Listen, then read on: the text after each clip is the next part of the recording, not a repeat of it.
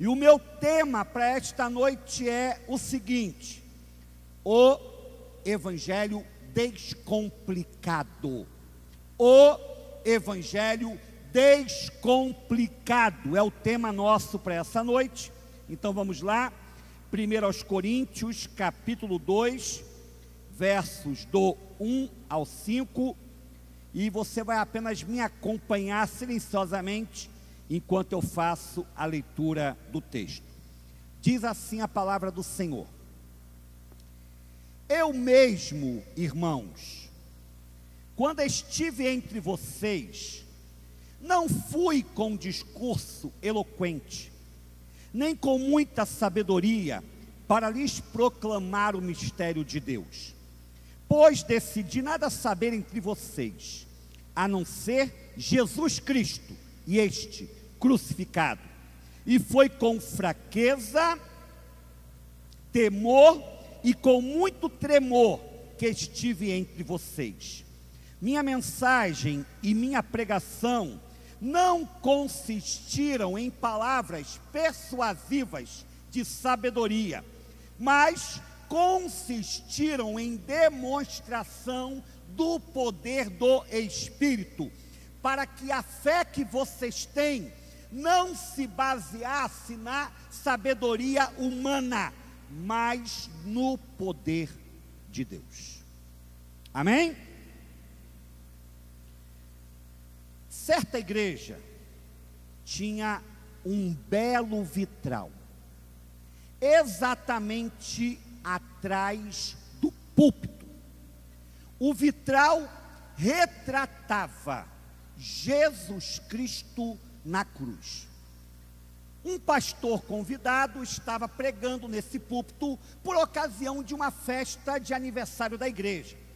E esse pastor era bem mais baixo que o pastor titular, presidente daquela igreja. E ele pregava certo domingo. Uma garotinha que frequentava a igreja com a sua mãe, passou algum tempo ouvindo, olhando, depois se virou para a mãe e perguntou assim: mamãe, onde está o pastor que fica ali na frente para a gente nunca conseguir enxergar Jesus? Pegou? Entendeu? Muitos pregadores da palavra hoje engrandecem de tal modo a si mesmos e aos seus próprios dons pessoais, que eles deixam de revelar a glória de Jesus. Não temos um vitral aqui, e certamente eu não estou aqui à frente de nenhuma imagem de Jesus, mas a cada dia eu, como pregador da palavra, preciso me autoquestionar. As minhas mensagens, os meus sermões estão apontando para Jesus ou para mim? Ou para outro ser humano qualquer? Os sermões contemporâneos estão tão permeados de ciências como a psicologia, filosofia, sociologia e outros modismos mais, que está cada vez mais difícil enxergar Jesus nos púlpitos das igrejas.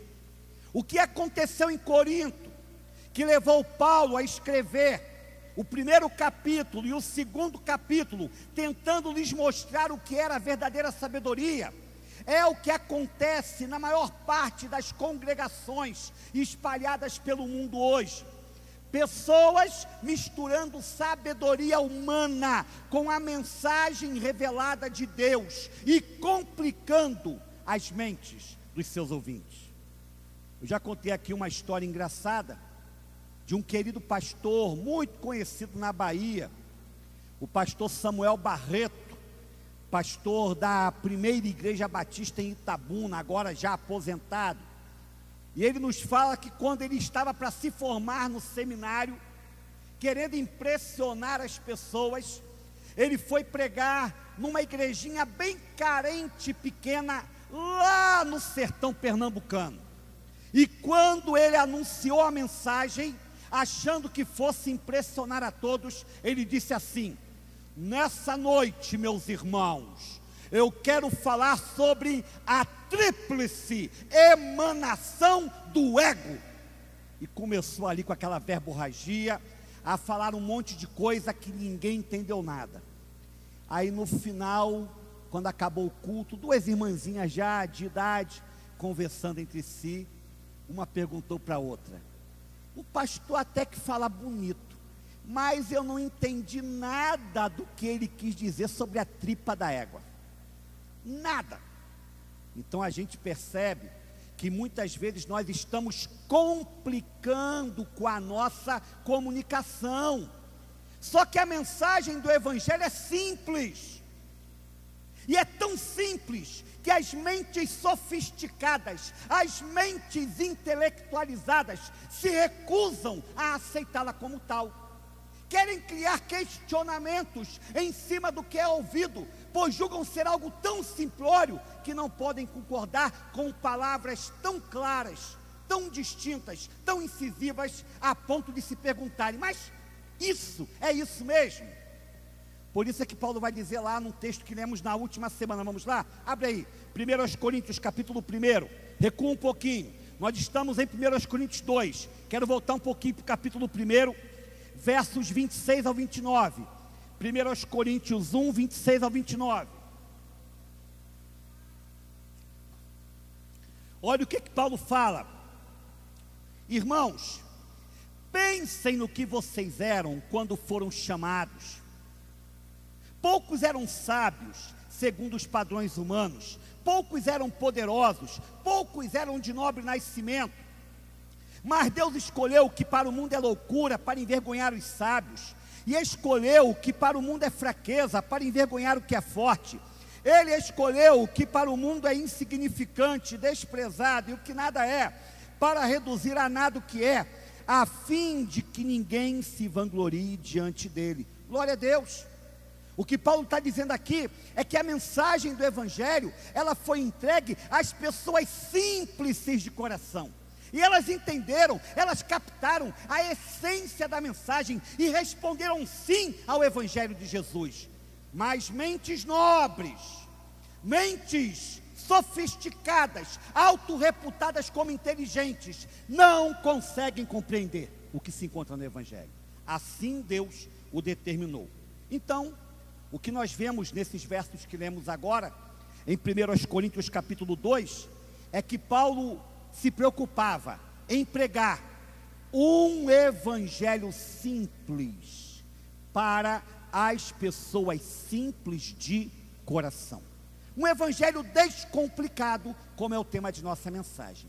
A minha pergunta inicial para você é a seguinte: você é uma pessoa simples? Eu não estou me referindo às roupas que você usa, eu não estou me referindo à comida que você come, eu não estou me referindo ao carro que você dirige, porque há muitas pessoas que têm hábitos simplórios, mas o seu coração é arrogante. Elas não demonstram o que têm, mas têm um coração altivo. A minha pergunta é: o seu coração é um coração de fato aberto para a mensagem do Evangelho? Como é que você recebe a palavra de Deus? Questionando-a, querendo se contrapor a ela, ou entendendo que ela é a vida que você precisa para ser bem sucedido nos seus passos diários? O Evangelho simples para as pessoas simples, é sobre isso que queremos falar. E eu quero ir para a primeira verdade nessa noite. Primeira verdade nessa noite: o cerne do Evangelho, a essência do Evangelho é a morte de Cristo. O cerne do Evangelho, a essência do Evangelho é a morte de Cristo. Vamos lá, 1 Coríntios capítulo 2, voltando para o texto, versos 1 e 2, olha o que diz aqui: eu mesmo, irmãos, Paulo falando para a igreja de Corinto, uma igreja metida a sabichona, uma igreja orgulhosa, arrogante, já vimos isso aqui. Eu mesmo, irmãos, quando estive entre vocês, eu não fui com discurso eloquente, nem com muita sabedoria, para lhes proclamar o mistério de Deus. Sabedoria aqui não é aquela que Tiago fala, onde se diz que quem tem falta de sabedoria peça a Deus, que a todos dá liberalmente. Não é esse tipo de sabedoria que Paulo está falando. Paulo está falando da sabedoria mundana, do conhecimento mundano, de pessoas que se acham melhores do que as outras, conhecendo os mistérios da vida mais do que os outros. É desse tipo de sabedoria que Paulo está falando.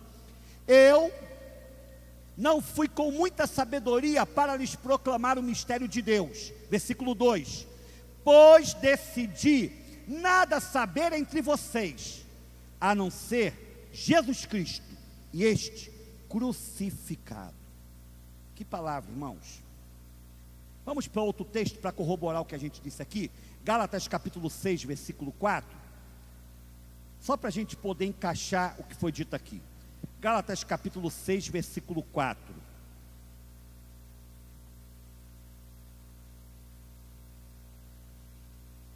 Perdão, versículo 14. Versículo 14, perdão. Quanto a mim, disse Paulo, que eu jamais me glorie, a não ser na cruz de nosso Senhor Jesus Cristo, por meio da qual o mundo foi crucificado para mim e eu para o mundo. Qual é o símbolo do cristianismo? O símbolo verdadeiro, máximo do cristianismo não é um templo, não é uma pomba, não é o cálice, não é o pão. Qual é o símbolo do cristianismo, igreja? A cruz. Mas não é o peixinho, pastor, não. O peixe foi uma invenção tardia. No meio da perseguição, quando os crentes queriam saber se o outro era possuidor da mesma fé, ele fazia um desenho assim, ó. E o outro vinha e completava. Ó que coisa linda. Por quê? Porque a palavra iktos, que quer dizer peixe no grego, se refere a um acróstico, cujas letras iniciais são Jesus Cristo, Filho de Deus Salvador. Essa curiosidade você pode pesquisar depois na internet, tá bom? Então, não era o peixinho. O símbolo do cristianismo é a cruz. O evangelho, ele prospera por causa da cruz. A igreja existe por causa da cruz. Você está aqui por causa da cruz. Não há outro motivo pelo qual estejamos vivenciando a fé cristã, se não fosse pela cruz de Jesus. Daí Paulo dizer: pois decidi nada saber entre vocês, a não ser Jesus Cristo e este crucificado. Certo menininho estava no avião com seu pai, e eles chegaram já no céu da Coreia do Sul, um dos países mais cristãos hoje no mundo. E lá do alto, aquele menino vislumbrou várias cruzes no teto de muitas igrejas. E ele não entendeu o que era aquilo. Ele perguntou: papai, o que são aqueles sinais de somar? Aí o pai: como é que é, meu filho? Aqueles sinais de somar ali, papai. Quando o pai olhou, eram várias cruzes. E o pai: como é que eu vou explicar para ele que não é sinal de somar? Ah, meu filho, aqueles sinais de somar que você está vendo representam mais amor, mais graça, mais misericórdia, mais compaixão, mais ternura de Deus a favor do homem. Olha que coisa linda. Como a cruz retrata o amor de Deus. E Paulo deixa claro para aquele povo de Corinto, aquele povo de nariz empinado, que ele não havia ido lá para se promover, nem para começar um fã-clube religioso, o fã-clube do apóstolo Paulo. Os filósofos e mestres itinerantes, homens que viajavam e que na verdade eram falsos profetas e que se diziam enviados por Deus, mas não tinham nada com Deus. Estes tais dependiam da sua sabedoria, da sua eloquência, para ajuntarem seguidores. A cidade de Corinto, sendo uma cidade cosmopolita, muito bem frequentada, berço da filosofia grega, ela estava repleta de encantadores, homens que queriam enganar as multidões, homens que queriam comprar os corações alheios a qualquer preço. Mas Paulo não dependia de um discurso eloquente, nem de uma argumentação engenhosa. Paulo simplesmente pregava a mensagem mais fundamental, mais simplória e ao mesmo tempo profunda do universo. E que mensagem era essa? Jesus Cristo morreu pelos nossos pecados. Glória a Deus. Jesus Cristo morreu na cruz pelos nossos pecados. Jesus Cristo foi crucificado a nosso favor. Jesus Cristo sofreu a morte para nos salvar. E tudo mais é secundário perto dessa palavra poderosa. Lembre-se disso, escute isso.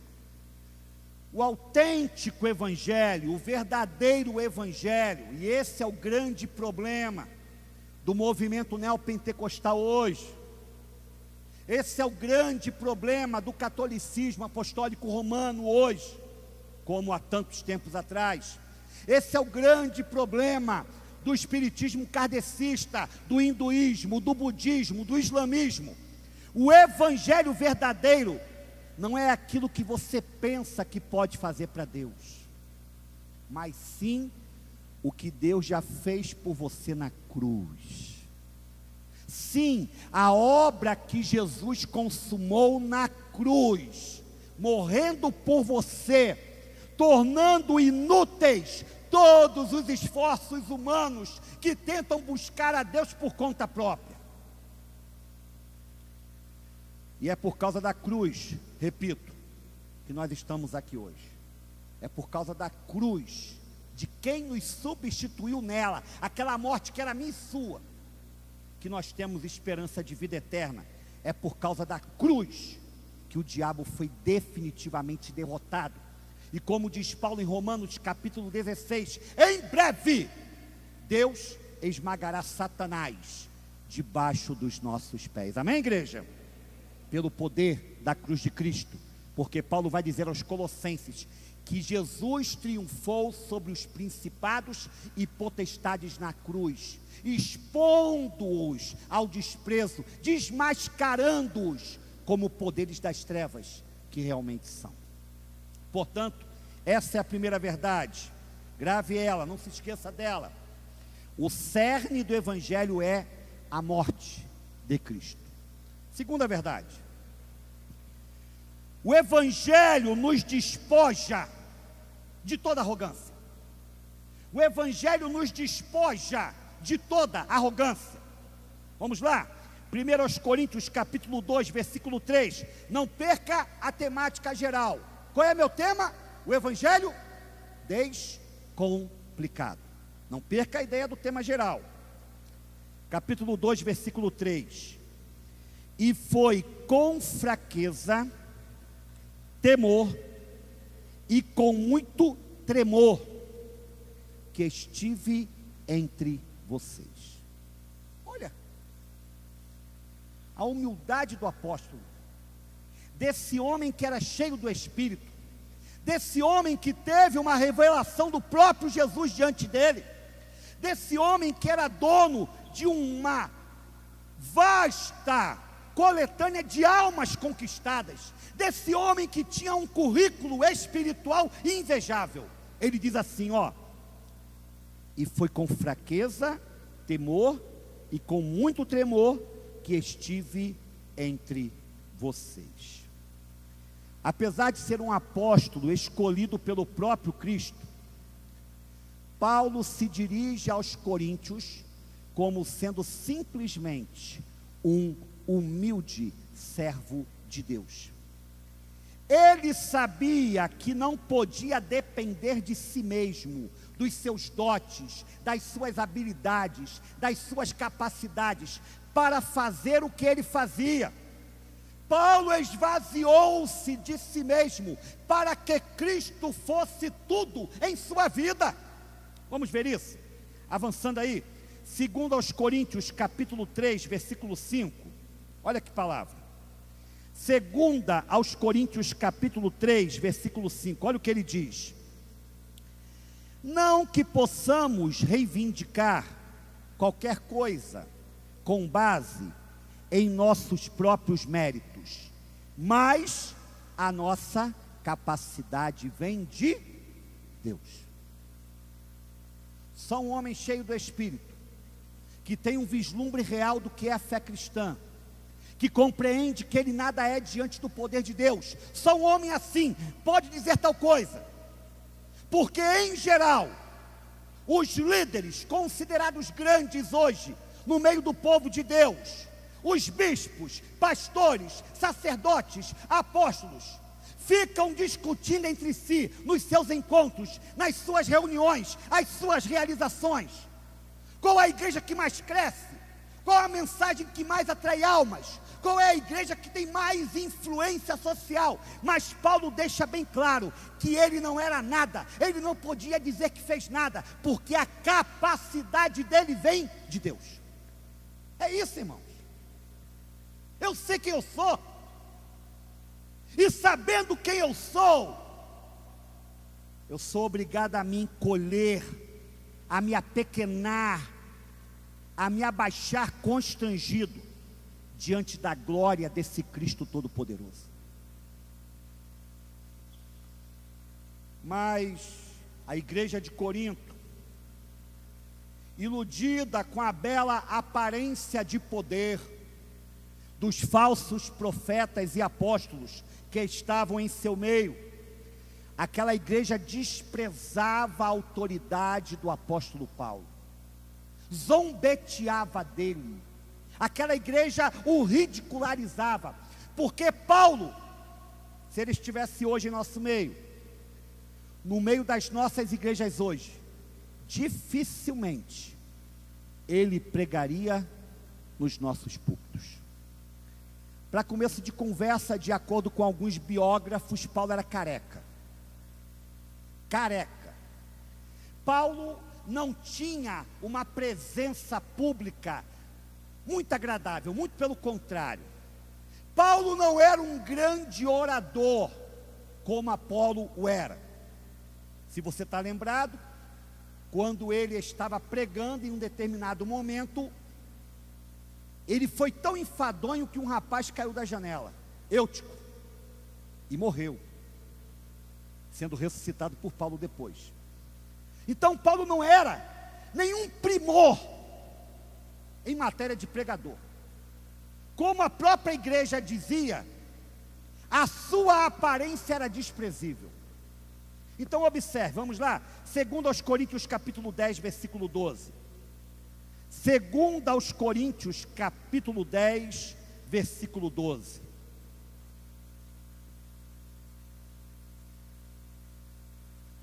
Olha o que diz: não temos a pretensão de nos igualar ou de nos comparar com alguns que se recomendam a si mesmos. Quando eles se medem e se comparam consigo mesmos, agem sem entendimento. Sabe o que Paulo está dizendo aqui? Eu não me importo com a opinião que vocês têm a meu respeito. Eu não estou preocupado que vocês não valorizem a minha imagem. Eu não estou aqui para agradar a vocês. Eu não estou aqui para ser semelhante ao apóstolo fulano ou ao pastor ciclano, porque eu sei quem eu sou. E eu não vou fazer o que vocês querem que eu faça, nem pregar o que vocês querem que eu fale. Paulo era bem resolvido, irmãos. Paulo era bem resolvido, porque ele sabia quem ele era em Cristo. E ele sabia que quem o movia, apesar de ele ser um homem fraco, pobre, pecador, quem o movia era o Espírito Santo de Deus. E se era o Espírito Santo que o movia, Ele podia crer que obras ficariam para a eternidade, que frutos permaneceriam para a posteridade. Porque quando é o Espírito que age e não é o homem, a igreja permanece firme até a volta de Jesus. Vamos lá?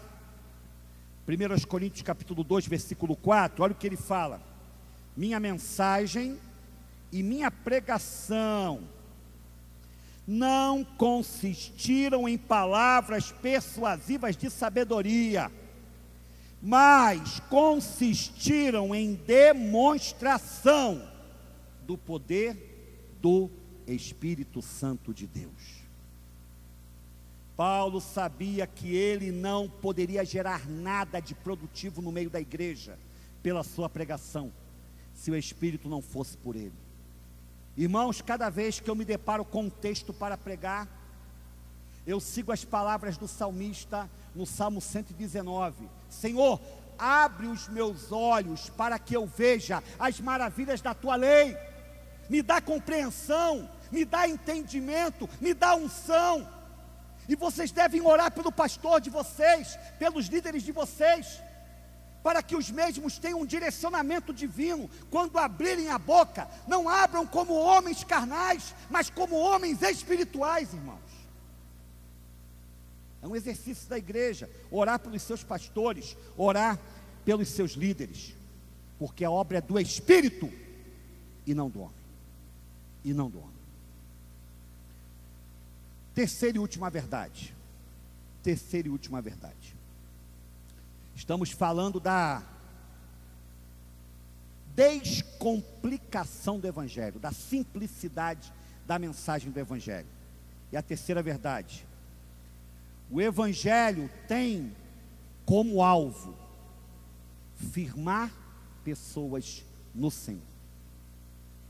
O Evangelho tem como alvo firmar pessoas no Senhor. Não se prega por passatempo, não se prega para encher ou inflar o ego da igreja, não se prega como fruto de uma obrigatoriedade religiosa, não se prega para agradar aos homens e mulheres, prega-se para que vidas sejam firmadas na rocha que é Cristo. 1 Coríntios capítulo 2, versículo 5, para fecharmos o texto que nós escolhemos como texto base dessa noite. Olha o que diz aqui: para que a fé que vocês têm não se baseasse, não se fundamentasse na sabedoria humana, mas no poder de Deus.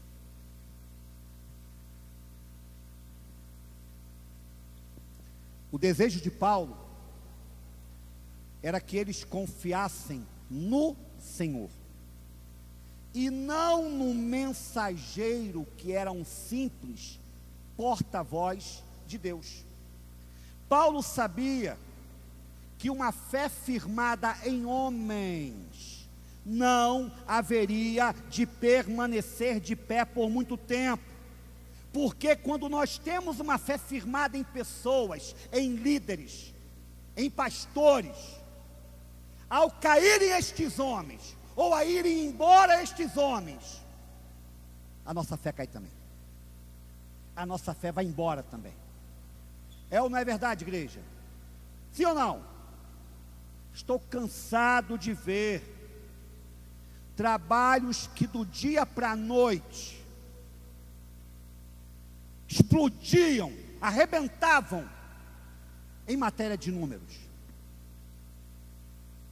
E da mesma maneira, como subiam como foguete, desciam de modo rápido e impressionante. A semente do Evangelho, disse Jesus, é a menor das sementes.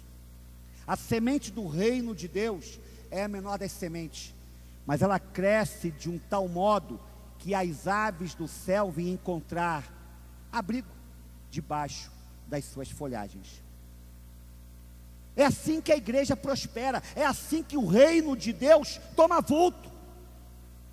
Nada acontece num piscar de olhos, num estalar de dedos. É todo dia uma pedrinha assentada sobre a outra, até que um grande edifício para a glória de Deus foi erguido. Eu não estou falando de edifício, de templo físico, não. Eu estou falando da sua vida, porque Pedro vai dizer que nós somos pedras vivas. Isso é tremendo, irmãos. Observem, olha o objetivo do Evangelho. Abre aí, Efésios, último texto de hoje. Efésios, capítulo 4, versos 11 ao 16. Efésios, capítulo 4, versos 11 ao 16. Por que é que Deus dá dons aos membros da igreja? Por que é que o Senhor nos dá do seu Espírito Santo? Por que é que Ele nos concedeu habilidades espirituais? Olha aqui o que diz, Efésios 4, do 11 ao 16. E Ele designou alguns para apóstolos, outros para profetas, outros para evangelistas e outros para pastores e mestres, com o fim de preparar os santos para a obra do ministério, para que o corpo de Cristo seja edificado, até que todos alcancemos a unidade da fé e do conhecimento do Filho de Deus, e cheguemos à maturidade, atingindo a medida da plenitude de Cristo. O propósito é que não sejamos mais como crianças, levados de um lado para outro pelas ondas, nem jogados para cá e para lá por todo o vento de doutrina e pela astúcia e esperteza de homens que induzem ao erro. Antes, seguindo a verdade em amor, cresçamos em tudo naquele que é a cabeça, Cristo. Dele todo o corpo, ajustado e unido pelo auxílio de todas as juntas, cresce e edifica-se a si mesmo em amor, na medida em que cada parte realiza a sua função. Qual é o objetivo do Evangelho? Qual é a meta do Evangelho?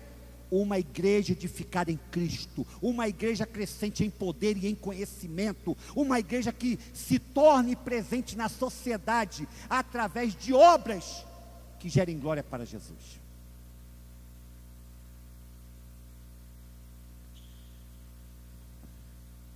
Fico muito preocupado, irmãos, quando começo a perceber na igreja pessoas sendo condecoradas, aplaudidas, reverenciadas e aduladas, como se fossem elas as responsáveis pelo que acontece. Quando isso acontece, Jesus sai do trono e o homem ocupa um lugar que deveria ser somente de Cristo. Se existimos e estamos de pé para que a igreja seja firmada na rocha que é Cristo, qualquer glória que venha para nós imediatamente a lançamos sobre Jesus. Hoje eu estava atendendo no gabinete e uma pessoa querida me elogiou sobre alguns fatos, e o tempo todo dizia: glória a Deus, glória a Deus, glória a Deus. E tem que ser assim, irmãos, em alto e bom tom, para que as pessoas saibam que nós não somos como Herodes, que morreu comido pelos vermes, porque deixou de dar glória a Deus, aceitando a glória que vinha dos homens. Tudo que nós somos simplesmente canais, instrumentos, vasos de barro, porque o que importa não é o vaso, é o conteúdo do vaso, e o conteúdo é o Evangelho invencível de Jesus, que está em nós.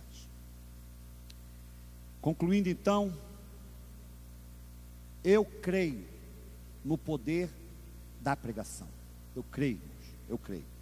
Já disse para vocês aqui há algum tempo atrás, que conversando com um querido irmão, ele me dizia que cada vez menos a igreja procurará uma pregação forte.